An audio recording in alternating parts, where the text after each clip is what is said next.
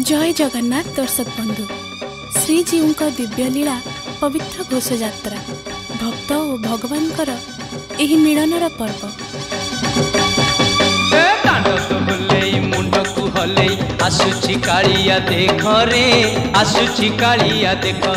जगन्नाथ रत्नमंडपर ओह्लई आसी भक्त समुद्र रे मिसी जिबार पर्व काहीं केउ अनादि कालरू पालित होई आसुअछि।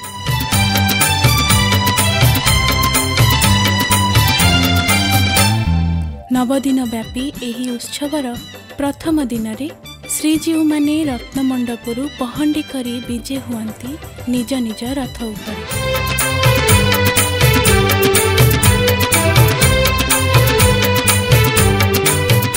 घंट घंटा नादरे प्रकंपित होई उठे बड़दाण्ड। जाति धर्म वर्ण निर्विशेषरे समस्त भक्तंक निमंते उद्दिष्ट एही दिन।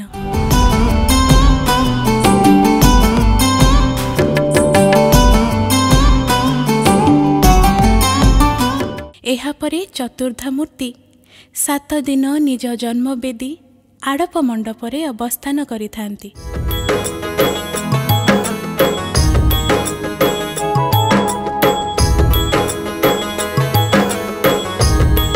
एठारे विभिन्न नीतिकांति और लीलाखेला समाप्त करी शेषरे बाहुड़ा उत्सव महाप्रभु लेउटी आसंती श्रीमंदिर को।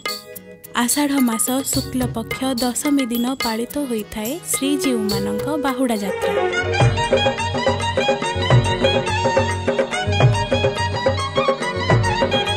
मात्र एही लेउटाणी समय रे बड़दाण्डर एक स्थान रे किछि समय पई अटकी जाए 3 रथ। सेहिठारे बड़खिया बड़दियंक पाखे लागी हुए तांको प्रिय पोड़पिठा। एही पोड़पिठा रांधि थांती स्वयं माउसी माँ। तेबे किए से माउसी माँ, कौन तांको महात्म्य और तांकर एपरि नामकरण काहेकि करा जायछि बोली मनरे स्वतः प्रश्न उठे।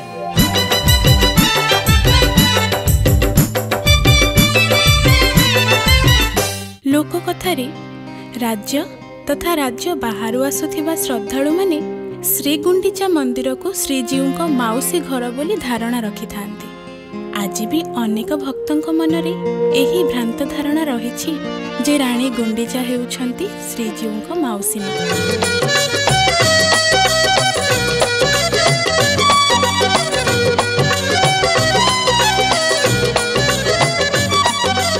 तेबे आजी एही कहानी माध्यम रे आसंतु जानिबा प्रकृत रे माउसी माँ किए और तांको महात्म्य कौन। श्रीगुंडीचा मंदिररू श्रीमंदिर को लंबी थिबा बड़दाण्डर ठीक मझामझी बड़गंडी पाखरे बामपटे पड़े माँ माउसी मंदिर। एही मंदिर केसरी वंशर राजूती समय रे निर्माण करा जायतिला। एठारे पूजा पाआंती माँ अर्धासनी देवी। कृष्ण पत्थर रे निर्मित मांकर एही विग्रह देखिबाको अबिकल सुभद्रांक परी। कुहा जाए जे मूर्तिर कटी देशरू ऊपर को आच्छादित करी सुभद्रांक मुखाटिए छापी दिया जाइछि। द्विभुजा देवींक दुई पार्श्वरे रहिछंती पार्श्व देवी छाया ओ माया। मंदिरर जगमोहन रे महालक्ष्मी हनुमान नृसिंह गणेश काली दुर्गा शिव पार्वती आदि देवादेवी चित्र प्रतिमा पूजा पाउछंती। प्रतिदिन सकाळे और संध्यारे मंदिर रे बालभोग हुए एवं वनदुर्गा मंत्र रे माउसी माँ को पूजा करा जाए। प्रतिवर्ष पवित्र नृसिंह चतुर्दशी दिन मांकर जलाभिषेक अनुष्ठित होता है। एबे जेउठारे मंदिरटी अछि अतीतरे सेही स्थान रे हाथी गाधुआ नदी बही जाउथिला। सेतेबेले रथयात्रा समय रे श्रीजीव मानकर 6 गोटी रथ प्रस्तुत करा जाउथिला। प्रथमे 3टी रथरे चतुर्धा मूर्ति एही स्थान को आसी एठारे किछि समय विश्राम नेबा परे नदी पार होई आरपटरे थिबा रथरे बसी गुंडीचा मंदिर जाउथिले। पुणी बाहुडिला बेले एही ठारे माउसी माँ तांको पोड़ पिठा खुआइबार परंपरा सेही कालरू रही आसीअछि।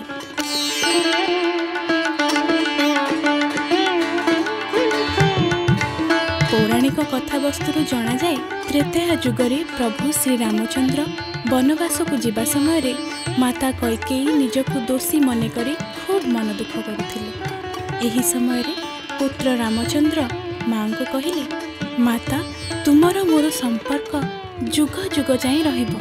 द्वापर जुगरे तुमे माता जसोमती होई मते ममतारे बांधि रखिबो एवं कली जुगरे तुमे हेबो मोर माउसी माँ। प्रति वर्ष घोषयात्रा समय मु तुम पाखरे अटकी तुम हाथ तियारी पोड़पिठा खाइबी एवं एही पोड़पिठा सर्पमणुही भोग नाम भक्तंक मध्यरे विदित हेबो। जेतेबेले माता लक्ष्मी क्रोधित होई श्रीमंदिर छाड़ी चली जाइथिले तांको अभिशाप स्वरूप प्रभु जगन्नाथ और बलभद्र 12 वर्ष पई धनहीन होइगले। खाइबाकू न पाई श्रीमंदिर छाड़ी से दुहे भिक्षावृत्ति करबाकू चारिआडे घुरी बुलुथिले। एही समय रे भग्नी सुभद्रा माउसी माँ अर्धासनी देवी पाखरे रहुथिले। माउसी माँ को एहीपरि नामकरण पछरे मध्य रहिछि किंबदंती। स्कंद पुराण रे वैष्णव कांड रे एहा उल्लेख अछि जे एकदा पुरुषोत्तम क्षेत्र प्रलय जलरे जलमग्न होई जाइथिबा बेले माता अर्धासनी देवी चलु कला परी अधा जल को शोषण करि नैथिले। एहा फଳରେ क्षेत्र रक्षा हेबा सह क्षेत्रवासी माने आश्वस्ति लाभ करथिले। तेणु सेही दिन ठारू क्षेत्रवासी माता को अर्ध शोषिणी देवी बोली पूजिबाकू लागिले। भक्तंकर विश्वास रहिछि जे देवी अर्धासिनी कपाल मोचन शिवंक सह मिसी श्रीक्षेत्र को घंट घोड़े रखिछन्ते। केवल श्रीक्षेत्र कहीं माँ निज पणतकानी रे सारा जगत को एमिति घंट घोड़े रखि थांतु। एहा ही तांक निकटरे भक्तटीर अली। श्री पुरुषोत्तम प्रभु श्री जगन्नाथंकर माउसी माँ हेबार गौरव मंडन करि आसुथिबा माता श्री अर्धासनी देवींकर रहिछि एहिपरि किछि महात्म्य। एही महात्म्य को समस्तंकु सुनांतु, भिडियोटी को शेयर करंतु एवं आमको उत्साहित करबा पई गोटे लाइक निहाती करिवे बोली आशा रखुछि।